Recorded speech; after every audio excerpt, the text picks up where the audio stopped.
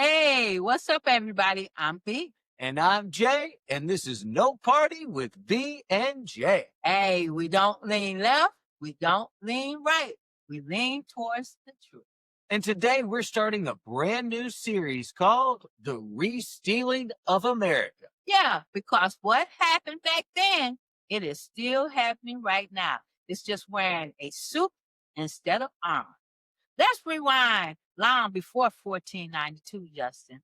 This land was full indigenous nations everywhere: the Cherokee, the Choctaw, the Hopi, the Lakota, the Taino, and so many more. And they already had governments, trade, schools, culture. They had everything. Then in 1492, Christopher Columbus sails out, supposedly to find a shortcut to Asia. But he lands in the Caribbean, not America, and instead of saying, "my bad," he says, "I discovered a whole new world." Discovered? You can't discover a place where people already live. He saw people. He didn't see humans. He saw land, but only for profit. That's where it began. The idea that if they want it, they can take it, and then they can write the story to make it sound holier than thou. To make the theft sound official, the church and the crown came up with something called the Doctrine of Discovery. A church decree saying any Christian nation could claim land not ruled by Christians. So they determined who a Christian was. Which meant if you didn't worship like them, they could take your home in God's name. So what Columbus started, the lawyers and priests cleaned it up on the paper. And boom, colonization was suddenly legal. Legal doesn't mean right. It means powerful people, their signature on a wrong, and call it law. The cost was blood, land, language, whole nations erased. It came with diseases, forced labor, and get this, stolen children. Spain called it civilization. The U.S. later called it manifest destiny. But the result was the same. Take what's not yours, and let's call that progress. They built wealth off other people's pain, then wrote the textbooks so their kids grew up thinking they were heroes. They didn't just steal the land, they also stole the truth.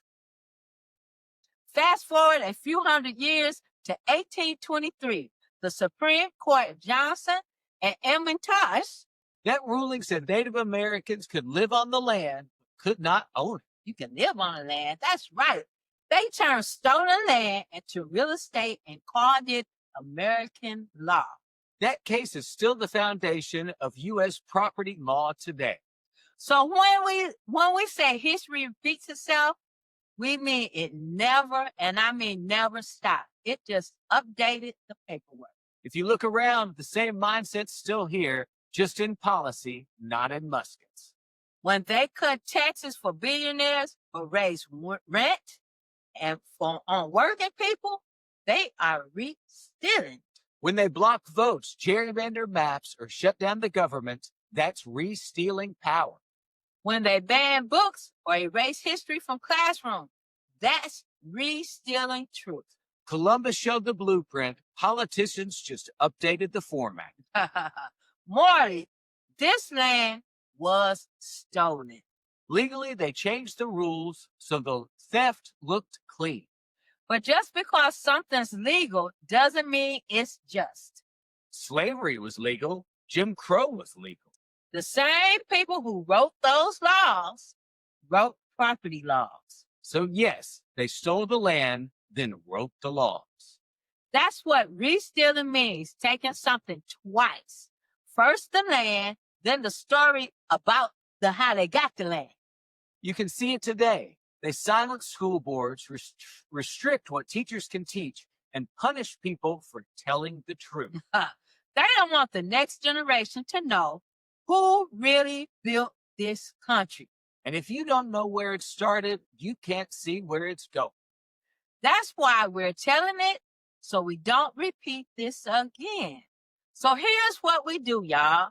We teach, we vote, we stay loud.